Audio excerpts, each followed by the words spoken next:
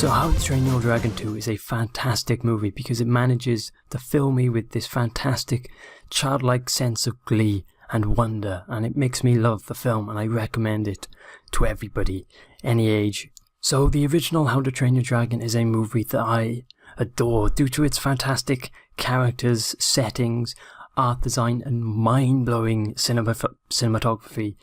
It just is a film that I love and enjoy watching every time it's on TV or I have a chance to watch it. And all those things are also why this movie excels so well. It just does everything the first movie does and just does it better. The cinematography is fantastic, the characters are more deep, the animation is fantastic, the score, the story, it's brilliant, it's fantastic, and I recommend it wholeheartedly. So let's just do a mini dissection for why this movie works so well and why all the individual pieces just shine fantastically. So let's start with the story. The story works so well because although it goes down a fairly normal pacing and structure, the route it takes following through the story is just so unique that you can be watching it and you have no idea how it's going to get to the next junction in the movie, and it's just so unexpected and so well made and flowing that it just is brilliantly made. It also works so well because the story feels like it's matured from the first one. There's more twists and turns and more emotional highs and lows throughout this movie that just gives it more of a dramatic weight to it overall, and it just works so well. My only minor issue with the story is that it moves at such a pace. It just feels like some of the side characters feel a bit underdeveloped. Astrid doesn't really play into the film as much as the first one, but all the side characters also have their funny little side story that means that they don't feel tacked on, they feel like they should be there, and it means that you don't get any wasted scenes. Every scene is either funny or part of the main story, and it's blended together so well. Next we have the characters, and the characters are pretty much the same from the first movie, but they've grown and they've evolved into more complex and deep characters, and that's pretty much all I have to say because they're just so well realised and so deep that it just works as a whole so well. I keep on saying that. But the film also doesn't take this for granted. The story at some point seems like a subversion of what happened in the first movie, and it just feels more mature as a result. Next we come to the art style and the animation, and it is gorgeous to behold, and somehow they've managed to squeeze even more character out of the characters, with Toothless and Hiccup and the whole cast just having more energy and vibrancy out of them and just being so much more charming.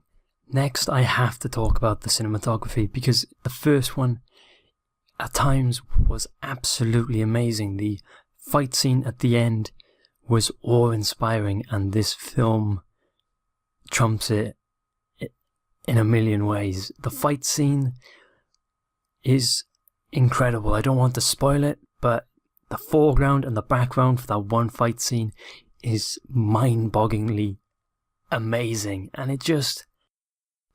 I watched this movie in complete confidence that the people who made this movie knew exactly what they were doing and just did a fantastic, amazing job, and every single scene in this movie is just awesome. The big reveal that, although is spoiled in the trailer, is fantastic, and it is so well done and so well put together. It is amazing. Overall, all these elements just add up to make a perfect evolution of the first movie, creating a more mature and deep, but still remaining all that charm that just made me fall in love with the original. But the film still has some minor faults. Such as I said before, the movie does go on at such a pace that I wanted a bit more out of everything. I just wanted a bit more. Another problem is that the villain, although is a good villain, does feel a bit undercooked, and although the first hour you don't particularly see the villain, and I think that's really good because it builds him up as a big character, it doesn't quite have that payoff to make him an all-time iconic villain. He's still a good villain, he's just not as good as he could have been. And again, I feel that's due to the time. I think given a little bit more time, he could have been amazing. But they just kind of undersold him again. But that's okay, because the film isn't really about him fighting the story. It's about the characters and their story arcs and their character arcs. And the villain's just a way of kind of pushing that through. So it's not a terrible thing in any case. My major gripe with this movie is not the movie itself, but the marketing and the trailers for this movie that just ruined and spoiled. Although not a significant twist, the reveal in the movie is so fantastically well done and executed perfectly with so much atmosphere that already knowing the reveal before it's revealed from the trailers is such a disappointment, because that scene deserves the reveal. Anyway, I've blubbed on way too long, so just final wrap up time.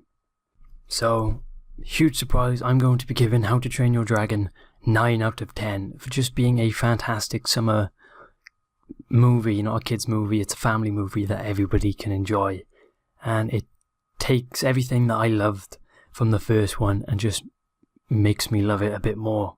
Not to mention the fact that inside the film is a Viking fire lightsaber with dragon secrets. My god, that just blows my mind out of pure frigging awesomeness. Anyway, so if you like my review, you know what to do. If you don't, go watch another review. Check out my other videos. Bye!